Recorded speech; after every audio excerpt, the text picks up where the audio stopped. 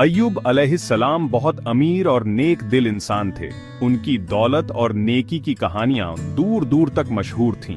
उनके पास इतनी दौलत थी कि लोग उनकी मिसालें दिया करते थे। लेकिन दौलत के साथ साथ उनका दिल भी बहुत बड़ा था। वो अल्लाह के बहुत अच्छे बंदे थे। उनकी इबादत और अल्लाह के प्रति उनकी वफादारी की कोई मिसाल नहीं थी। वो दिन रात अल्लाह की इबादत में लगे रहते थे और हर वक्त अल्लाह का शुक्र अदा करते थे। अल्लाह ने उन्हें बहुत सारी नेमतें दी थीं। उनके पास दौलत, जमीन, जायदाद और जानवरों की कोई कमी नहीं थी। हर तरफ से उन्हें अल्लाह की रहमतें मिलती थीं। उनके घर में हमेशा खुशहाली और बरकत रहती थी। उनके पास बहुत दौलत थी। सोने चांदी के ढेर, बहुमूल्य रत्न और अनगिनत खजाने उनके पास थे। लेकिन इस दौलत ने कभी उनके दिल में घमंड नहीं आने दिया। वो हमेशा विनम्र और दयालु बने रहे। जमीन, जायदाद, जानवर सब कुछ था। उनके पास बड़े बड़े खेत, बाग बगीचे और अनगिनत जानवर थे। उनके पास इतनी संपत्ति थी कि लोग उनकी संपत्ति की गिनती नहीं कर सकते थे। लेकिन उन्होंने कभी इस संपत्ति का गलत इस्तेमाल नहीं किया। लेकिन अय्यूब अलैहिस्सलाम ने कभी घमंड नहीं किया। वो हमेशा विनम्र और दयालु बने रहे। उनकी विनम्रता और दयालुता की कहानियां दूर दूर तक मशहूर थीं। लोग उनकी तारीफ करते नहीं थकते थे। वो हमेशा अल्लाह का शुक्र अदा करते थे। हर छोटी बड़ी नेमत के लिए वो अल्लाह का शुक्रिया अदा करते थे। उनकी इबादत और शुक्रगुजारी की कोई मिसाल नहीं थी। वो हर वक्त अल्लाह की रहमतों के लिए शुक्रगुजार रहते थे। गरीबों और जरूरतमंदों की मदद करते थे। उनकी दरियादिली और दानशीलता की कहानियां दूर दूर तक मशहूर थीं। वो हमेशा गरीबों और जरूरतमंदों की मदद के लिए तैयार रहते थे। उनकी दरियादिली की वजह से लोग उन्हें बहुत प्यार और इज्जत देते थे। अय्यूब अलैहिस्सलाम हमेशा अल्लाह की इबादत करते थे। उनकी इबादत और अल्लाह के प्रति उनकी वफादारी की कोई मिसाल नहीं थी। वो दिन रात अल्लाह की इबादत में लगे रहते थे और हर वक्त अल्लाह का शुक्र अदा करते थे।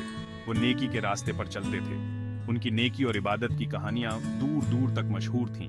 लोग उनकी नेकी और इबादत की मिसालें दिया करते थे। वो हमेशा सही रास्ते पर चलते थे और दूसरों को भी सही रास्ते पर चलने की प्रेरणा देते थे। बुराई से दूर रहते थे। उन्होंने कभी बुराई का साथ नहीं दिया। वो हमेशा बुराई से दूर रहते थे और दूसरों को भी बुराई से दूर रहने की सलाह देते थे। उनकी नेकी और इबादत की वजह से लोग उन्हें बहुत प्यार और इज्जत देते थे। उनकी नेकी और इबादत के चर्चे दूर दूर तक थे। लोग उनकी नेकी और इबादत की कहानियां सुनते और उनसे प्रेरणा लेते थे। उनकी नेकी और इबादत की वजह से लोग उन्हें बहुत प्यार और इज्जत देते थे। वो अपने परिवार से बहुत प्यार करते थे। उनके परिवार में हमेशा खुशहाली और बरकत रहती थी। वो अपने परिवार के साथ बहुत प्यार और इज्जत से पेश आते थे। उनके परिवार के लोग भी उन्हें बहुत प्यार और इज्जत देते थे। उनके बहुत सारे बच्चे थे। उनके बच्चे भी उनकी तरह नेक और दयालु थे। उन्होंने अपने बच्चों को भी नेकी और इबादत की राह पर चलना सिखाया। उनके बच्चे भी उनकी तरह अल्लाह के अच्छे बंदे बने। अय्यूब अलैहिस्सलाम ने अपने बच्चों को भी नेकी की राह पर चलना सिखाया। उन्होंने अपने बच्चों को हमेशा सही रास्ते पर चलने की प्रेरणा दी। उनके बच्चे भी उनकी तरह नेक और दयालु बने। उनकी नेकी और इबादत की कहानियां दूर दूर तक मशहूर थीं। शैतान को अय्यूब अलैहिस्सलाम की नेकी और इबादत बिल्कुल पसंद नहीं थी। शैतान हमेशा से इंसानों को अल्लाह की राह से भटकाने की कोशिश करता रहा है। उसकी नजरें हमेशा उन लोगों पर होती हैं जो अल्लाह के सबसे करीब होते हैं। उसने सोचा कि अय्यूब अलैहिस्सलाम पर मुसीबतें लाकर उन्हें अल्लाह की राह से भटका दूंगा। शैतान ने अपने मन में एक योजना बनाई। उसने सोचा कि अगर वह अय्यूब अलैहिस्सलाम को कठिनाइयों में डाल देगा तो शायद वह अल्लाह से दूर हो जाएंगे। शैतान ने अल्लाह से कहा, अय्यूब अलैहिस्सलाम आपकी इबादत इसलिए करते हैं क्योंकि आपने उन्हें सब कुछ दिया है। उनके पास धन, परिवार और सुख सुविधाएं हैं। अगर आप उनसे सब कुछ छीन लेंगे तो वो आपकी बात नहीं मानेंगे। शैतान ने अल्लाह को चुनौती दी कि अगर अय्यूब अलैहिस्सलाम से उनकी सारी संपत्ति और सुख सुविधाएं छीन ली जाएं तो वह अल्लाह की इबादत करना छोड़ देंगे। शैतान की इस चुनौती को सुनकर अल्लाह ने कहा, मैं अपने बंदे अय्यूब अलैहिस्सलाम पर पूरा भरोसा करता हूं। अल्लाह ने शैतान को अनुमति दी कि वह अय्यूब अलैहिस्सलाम की परीक्षा ले सकता है। अल्लाह ने शैतान की बात सुन ली। उन्होंने शैतान को इजाजत दी कि वह अय्यूब अलैहिस्सलाम की परीक्षा ले सकता है, लेकिन एक शर्त पर। शैतान उनकी जान नहीं ले सकता। अल्लाह को अपने बंदे अय्यूब अलैहिस्सलाम पर पूरा भरोसा था। उन्हें यकीन था कि अय्यूब अलैहिस्सलाम हर हाल में सब्र करेंगे और अल्लाह की राह से नहीं भटकेंगे। अय्यूब अलैहिस्सलाम ने अपनी जिंदगी में बहुत सी कठिनाइयों का सामना किया। उन्होंने अपनी संपत्ति खो दी, उनके परिवार को भी बहुत सी परेशानियों का सामना करना पड़ा, लेकिन उन्होंने कभी भी अल्लाह की इबादत करना नहीं छोड़ा। अल्लाह ने अय्यूब अलैहिस्सलाम की परीक्षा लेने का फैसला किया। ये परीक्षा उनके सब्र और विश्वास की थी। अय्यूब अलैहिस्सलाम ने हर मुश्किल घड़ी में अल्लाह पर भरोसा बनाए रखा और उनकी इबादत करते रहे।